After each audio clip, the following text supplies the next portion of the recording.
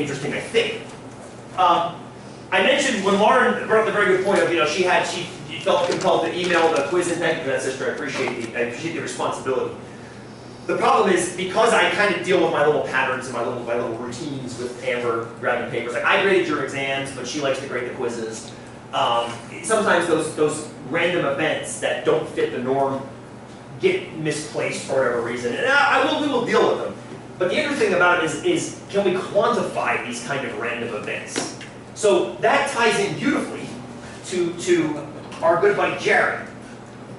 And you guys believe it's been 15 years since this guy first appeared in a Subway ad? I couldn't believe that. That blew my mind. I was blown away. 15 years since Jared first appeared in a Subway ad. And I forget exactly when this was. I don't think it was this year, I think it was last year. But regardless, 15 years, it's been a long time. It's been a long time. I've been talking about the entire 15 too, because he's a perfect statistical example. Why do I talk about Jared? Why do I like talking about Jared? He's an outlier. Why is he an outlier? Because not everybody can go to Subway and eat the sure? sandwiches and lose that much weight. You sure? I mean, Subway itself put this on their website. This was the original. This was the original posting. FYI, I gave you the link. Don't bother trying to click it. It's gone. They pulled it down. I wonder why. Go ahead and read that. I like collecting this data before they pull it down, before they realize they shouldn't have posted it. Yeah, I'm that guy.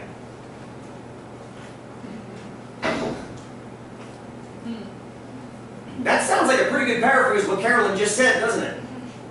Carolyn, say what you just said again. Not everybody can go and eat the sandwiches and lose that type of weight. Huh.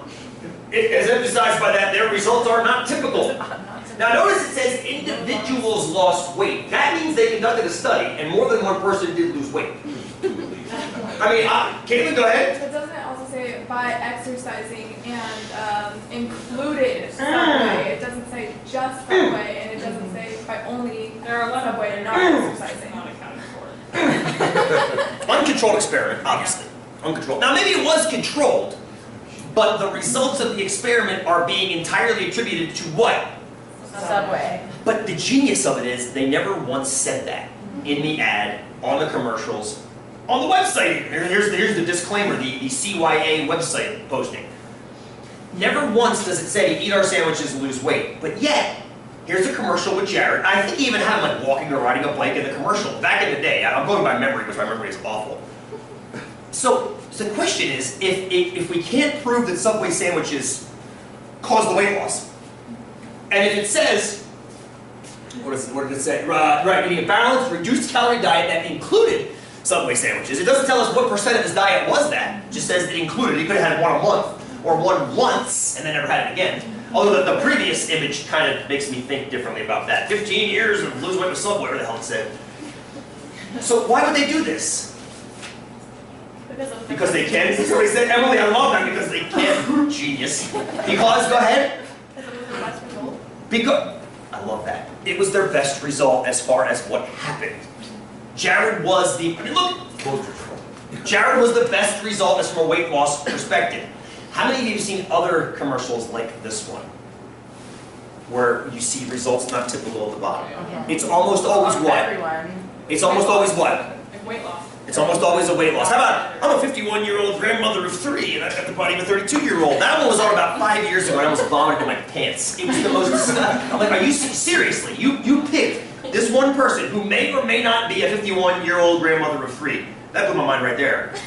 But may or may not be that person, but nonetheless, you're putting up the unusual data point, the best result data point, and treating it as if typical, treating it as if it's the norm. Now, the genius of it, of course, and the legal part of it is they're not actually claiming it's the norm.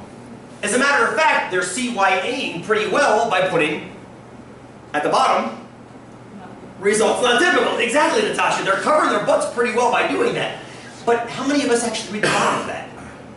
I do. I mean, good, Jacob, good, thank you, the two of us. Good. And that's what the marketers are banking on, me and Jacob and nobody else. And as long as I got a rule not watching TV, because he has a 6-year-old now digging snow caves, he's not watching TV anyway. So Jacob, it's all on you. You have to look for that. Not to pressure on you. But that's the idea. They don't have to say it. As long as it's implied, it's flashed across the screen very quickly. right? I mean, it reminds me of the beer commercials. I never forget this one. A marketing analyst came to I used to teach at a high school, an all-boys Catholic high school, so imagine that data set every day.